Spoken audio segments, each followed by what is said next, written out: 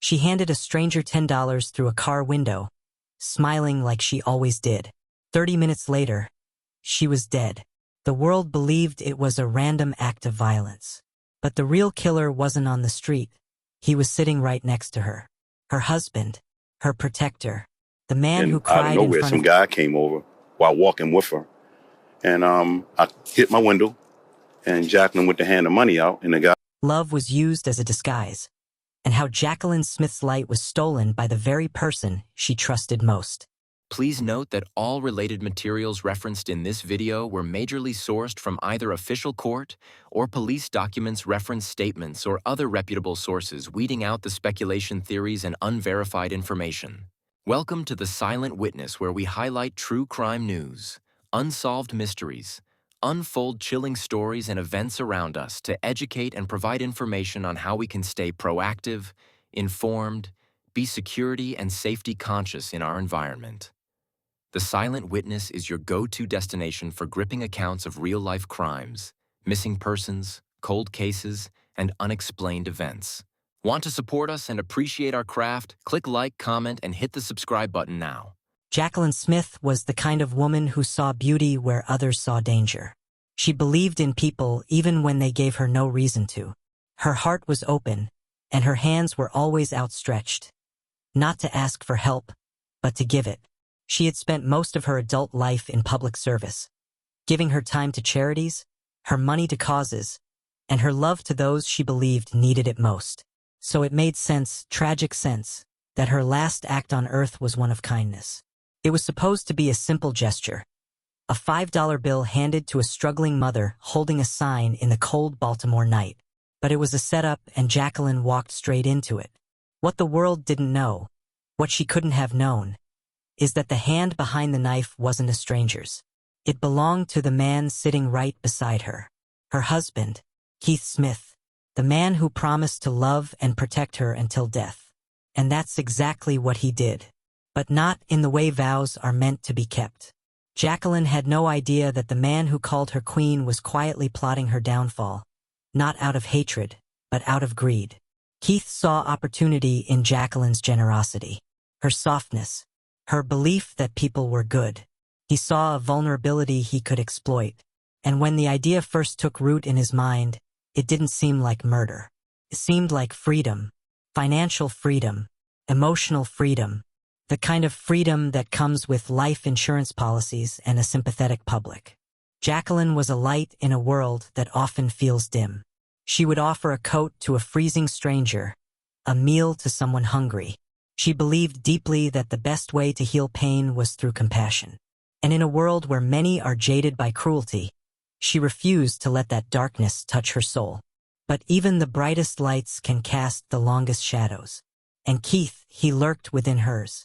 He didn't share her views on kindness. He didn't believe people deserved second chances. To him, generosity was weakness. And weakness, he believed, could be monetized. He watched Jacquelyn closely, not as a man watches the woman he loves, but like a wolf watches a deer. Patiently, strategically, hungrily. They had been married for only a few years, yet Keith spoke about her with the language of possession, not partnership.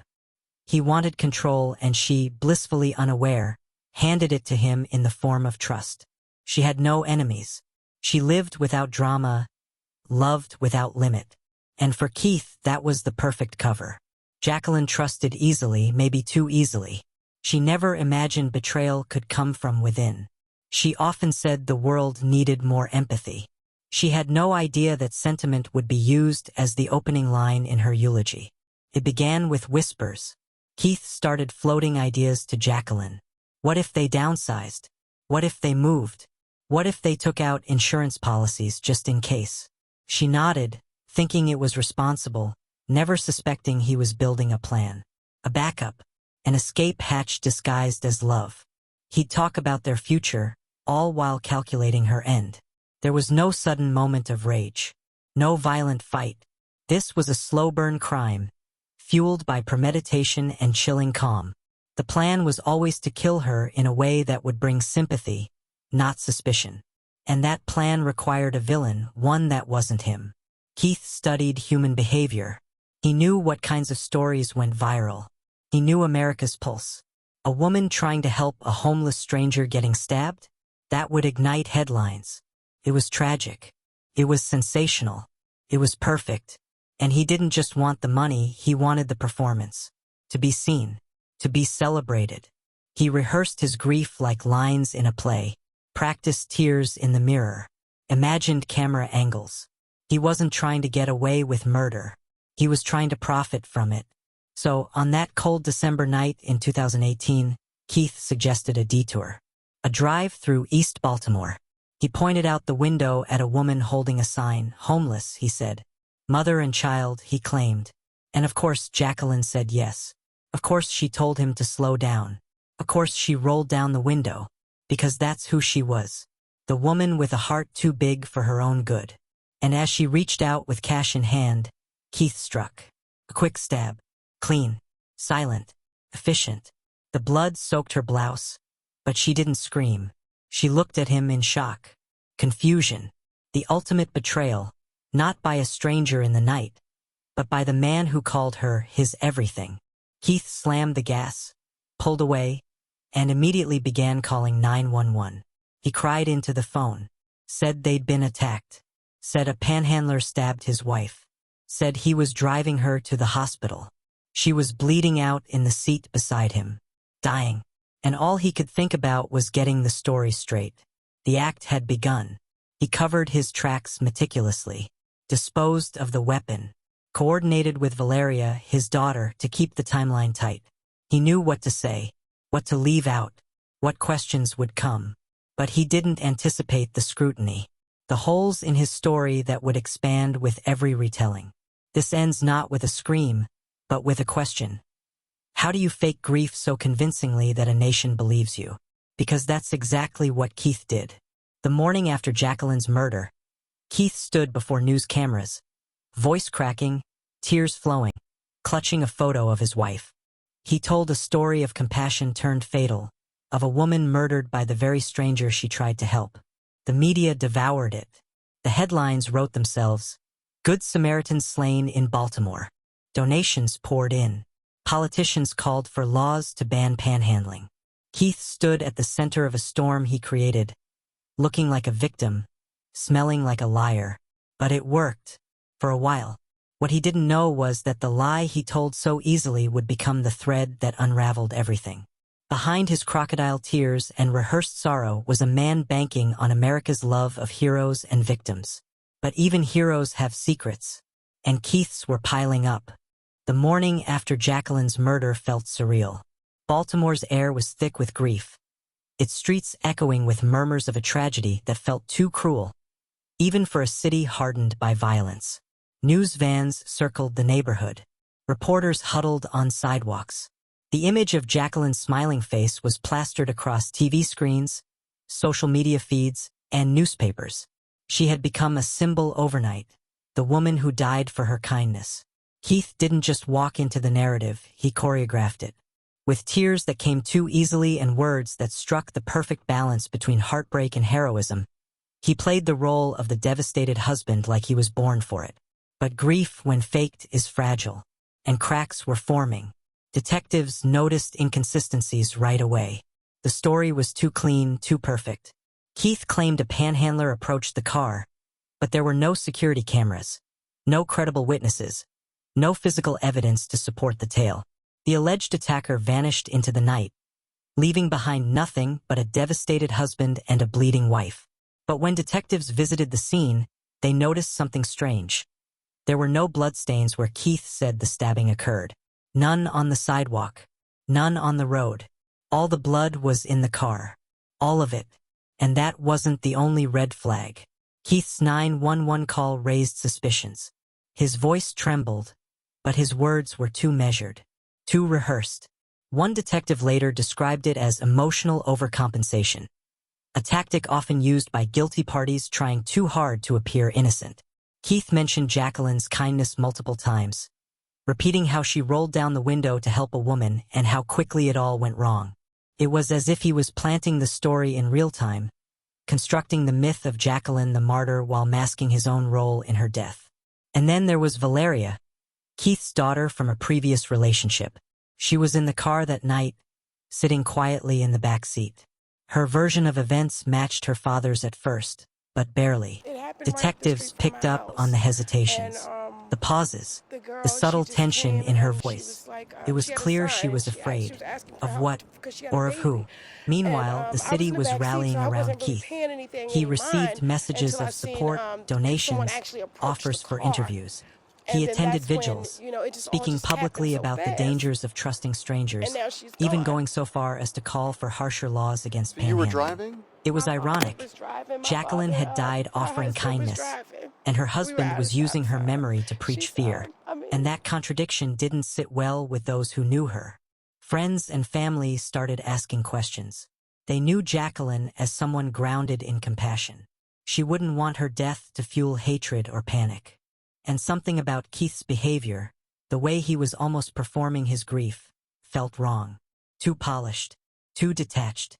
One of Jacquelyn's closest friends reached out to detectives. She mentioned that Jacquelyn had confided in her weeks earlier, nothing specific, but a sense that something was off in her marriage, that Keith had been acting distant, secretive, that he talked a lot about money lately. And then came the bombshell: life insurance. Keith had taken out multiple policies on Jacquelyn, 2 of them just months before her death.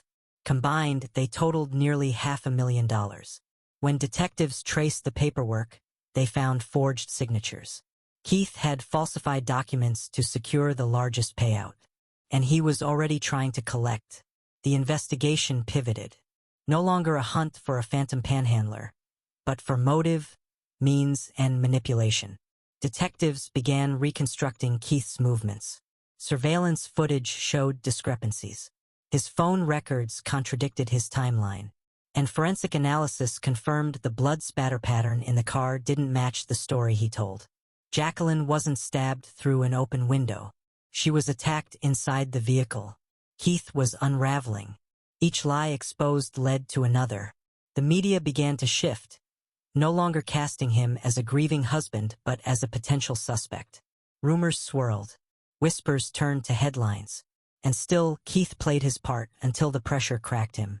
In a stunning move, Keith fled Baltimore. He and Valeria disappeared. A warrant was issued for his arrest, not yet for murder, but for fraud related to the forged insurance documents. They found him in Texas, just miles from the Mexican border, trying to cross. When officers took him into custody, Keith was calm, smirking, as if he still believed he could talk his way out of it. But Jacquelyn's story had changed. No longer was she the woman killed by a stranger. She was the woman betrayed by her husband. Her kindness didn't kill her, his greed did. And as the evidence mounted, Keith's narrative collapsed. When a lie is wrapped in grief, it becomes harder to see the truth. But truth, no matter how buried, has a way of clawing its way to the surface. And for Jacquelyn, justice was beginning to take shape. Not in headlines, but in handcuffs. Keith Smith stood before the flashing cameras and wept. His voice broke as he described how his wife had been senselessly murdered in front of him. She died trying to help someone, he told reporters, holding a framed photo of Jacquelyn close to his chest. She didn't deserve this. The media ran with it. Tragedy in Baltimore. Good Samaritan murdered. Overnight, Keith went from a grieving husband to a national symbol of compassion turned cruel. But while the world mourned Jacquelyn, detectives started noticing cracks in Keith's perfect performance. The timeline he gave was tight, too tight. The area where he claimed the stabbing occurred was dark and desolate, with no witnesses and no camera footage. The homeless woman and baby he described, no one else had seen them, and something else tugged at the detectives. Keith's tears didn't quite reach his eyes. Still, at first, sympathy shielded him. He made appearances, gave interviews, even stood beside Baltimore's mayor. A grieving widower united with a city against senseless violence. But behind closed doors, detectives were picking apart his story. Cell phone data, GPS tracking, inconsistencies in time logs, they weren't adding up. Then came the footage.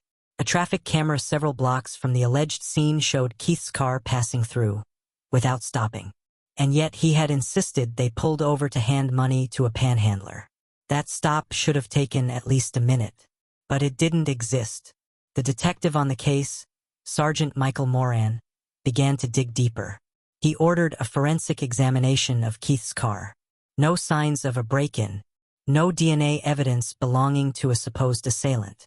But there was blood, Jacquelyn's blood, on the passenger seat, in a splatter pattern that told its own story. A story of an attack that happened inside the car. Meanwhile, Keith's daughter, Valeria, was becoming nervous. She had helped him craft the story. But investigators noticed that her account, though nearly identical to Keith's, felt too rehearsed. Word for word matching. As if they'd practiced. They began to apply pressure. Questioned her separately. Introduced inconsistencies. And slowly, her resolve started to crumble. She admitted they'd discussed the story ahead of time. Admitted they never saw a panhandler that night. But even then, she tried to protect her father. Said she didn't know he was planning anything. But that was enough. Investigators now had motive, method, and a witness with shaky loyalty. The image of Keith Smith as the heartbroken husband was beginning to unravel. Meanwhile, Keith, perhaps sensing the walls closing in, began to prepare his next escape. He booked a flight, cashed out some funds. He told friends he needed to get away to heal. But detectives now had him under surveillance. The autopsy results were the nail in the coffin. The angle of the stab wound, the proximity, the depth. It wasn't random. It wasn't panicked. It was precise, calculated. A single fatal thrust delivered from within arm's reach. On February 28, 2019, less than 3 months after Jacquelyn's murder, Keith fled Baltimore with Valeria in tow. They headed for Mexico, crossing into Texas in a rental car. He thought he was free. He didn't realize the FBI was now involved. U.S. Marshals caught him in Harlingen, Texas, just miles from the border. He was arrested without incident, looking more confused than concerned. Valeria, too, was taken in. And that's when the full truth came crashing down. She confessed her father planned the murder. He had talked about life insurance money. He'd instructed her on what to say. He didn't cry in the car after Jacquelyn died. He was calm, methodical, cold. And suddenly, everything the public believed about the story changed. The narrative flipped overnight. The same headlines that once praised Keith as a grieving hero now called him a monster. A manipulator. A killer who used his wife's kindness as a weapon. Detectives laid out the full story.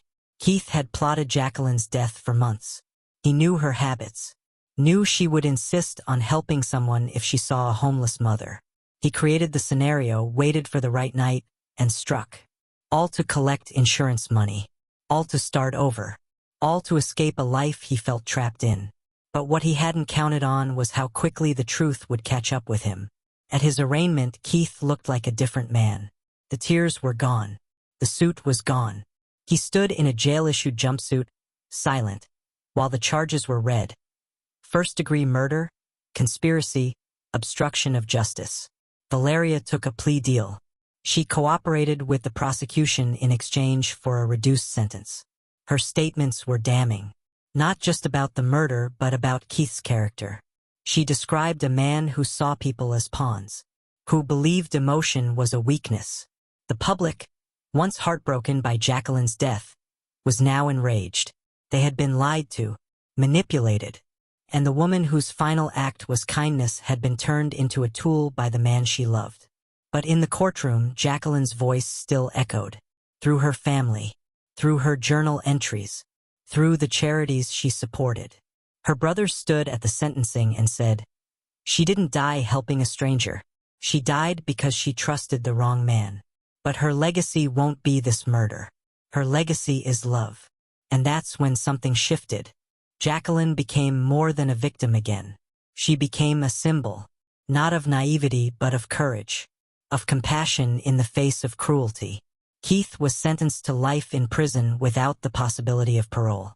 No cameras this time. No framed photos. Just a cold courtroom, and the sound of justice finally catching up. You can lie to the world, but not forever. Keith Smith sat behind bars now, but the ripples of his betrayal were just beginning to hit the surface. The mask had fallen, but what lay beneath wasn't just a murderer.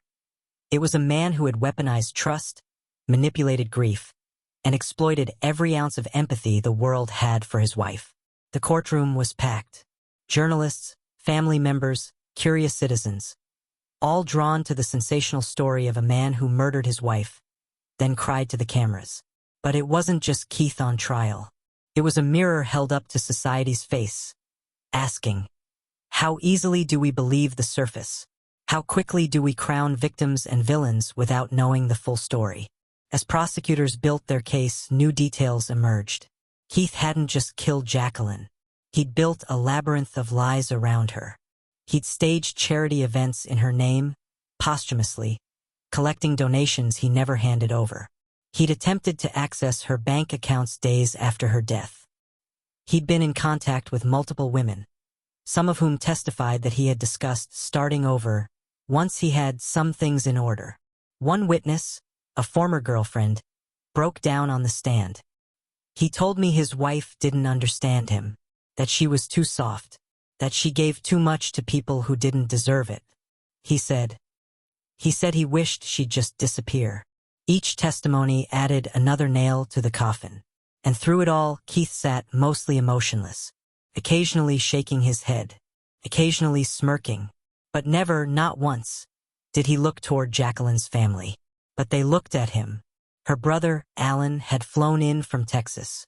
He brought with him Jacquelyn's journal, the one she wrote in almost daily. He submitted entries into evidence. One read, just weeks before her murder, Keith seems distant lately. He doesn't pray with me like he used to. Sometimes I feel like I'm loving for both of us. I hope it's just stress. That entry hung in the courtroom like fog. Quiet. Heavy. Then came the moment that shifted everything, the turning point. Prosecutors played a recorded call between Keith and his daughter Valeria, made from jail. He told her to stick to the plan, warned her not to slip up, and most chillingly, told her, it's not like anyone cared about her before. Don't let them turn her into a saint. The gasps in the room weren't just from Jacquelyn's family. They were from strangers. People who, days earlier, may have still been unsure of his guilt. That call was the gut punch. The moment the jury no longer saw a grieving husband. They saw the puppet master. The defense tried to argue that Keith panicked, that the murder wasn't premeditated, that he and Jacquelyn had argued and things escalated. But the evidence was stacked too high, too detailed, too damning. This wasn't a crime of passion. It was a blueprint of betrayal. And in that courtroom, the dramatic irony reached its peak. Keith, who had counted on his charm, who had used tears as currency, now found himself exposed. Vulnerable. Powerless. Valeria's testimony was the final blow. Tearfully, she admitted her part in the cover-up. Admitted that she lied to protect her father, because she feared him. He told me no one would believe me if I said anything, that he'd lose everything and it would be my fault. I thought if I just went along, it would be over. But it wasn't over. It took 3 hours for the jury to reach a verdict. Guilty. On all counts.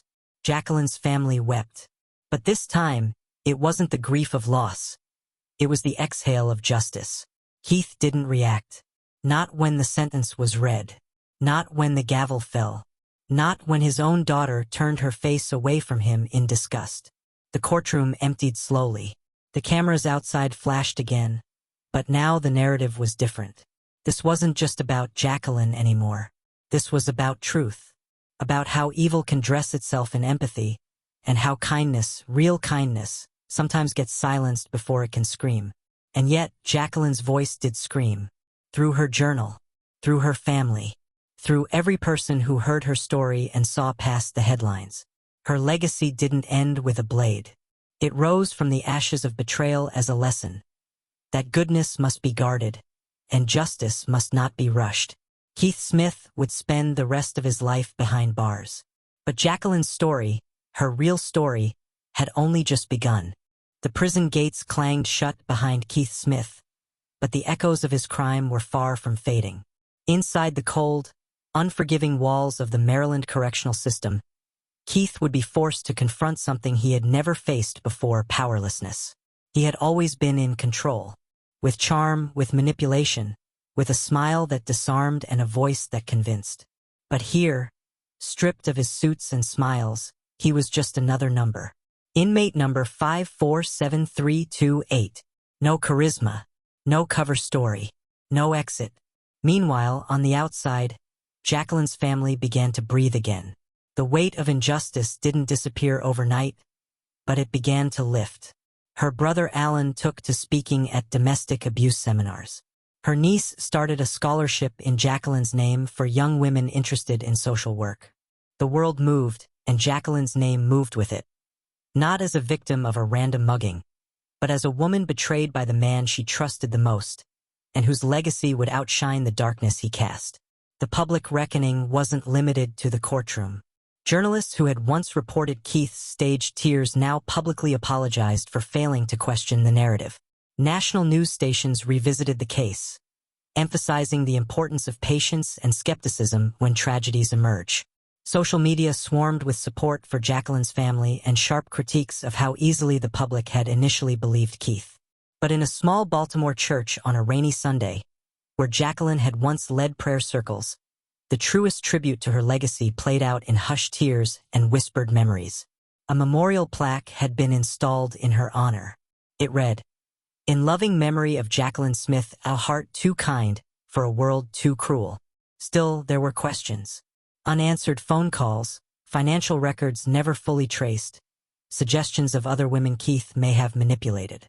A retired investigator from the Baltimore PD even reopened several cold cases to see if Keith had ties, albeit indirectly. Nothing concrete came of it, but it was clear Keith's trail of deception might have extended further than anyone realized. Inside prison, Keith struggled. Not because of guilt, he showed no signs of remorse, but because for the first time in his life he wasn't believed. He couldn't manipulate the guards. His fellow inmates saw through him immediately. He'd cry about injustice, and they'd laugh. He'd try to align himself with the religious crowd, but his inconsistencies gave him away. He was alone. Letters from Valeria stopped. She moved away, changed her name, and enrolled in therapy. In a tearful interview months after the trial, she said, "He stole everything from me. Not just my mother figure, but my sense of truth. I didn't know what was real anymore. But now I do. And he's not part of it."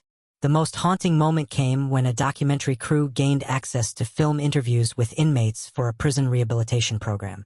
Keith agreed to speak, assuming he could tell his version again. But when asked about Jacquelyn, he froze. Not because of guilt, but because he realized the story was no longer his to tell. I think she misunderstood me," he mumbled. "She was too generous. I wanted to protect her from herself." The interviewer asked, "Did you love her?" Keith hesitated. Then, quietly, "I think I loved what she gave me." That line became the centerpiece of the documentary, and it shattered any remaining illusions about who Keith was. He didn't love Jacquelyn. He loved her kindness, her giving spirit, and he saw it as something to take until there was nothing left. In the final scenes of the film, Alan reads from Jacquelyn's journal. "Even when people disappoint me, I try to forgive, because maybe no one ever showed them love." The screen fades to black. Jacquelyn's story became a cautionary tale taught in criminal justice classes, a case study in manipulation, and a reminder that not all monsters look like monsters. Sometimes they wear suits. Sometimes they cry in front of cameras. Sometimes they sit next to you at church. But justice, though delayed, had arrived, and it spoke not through vengeance, but through clarity. Through the undeniable truth that even the most convincing lie can't hold forever against the weight of what's real. In life, Jacquelyn believed in forgiveness. In death, she became a voice for those who didn't see the betrayal coming. A warning, a whisper in the dark. She gave love freely, and in the end, that love returned, not from the man who claimed it, but from a world that finally saw her. Justice had been served, but more importantly, Jacquelyn Smith had been heard. Want to support us and appreciate our craft? Click like, comment, and hit the subscribe button now.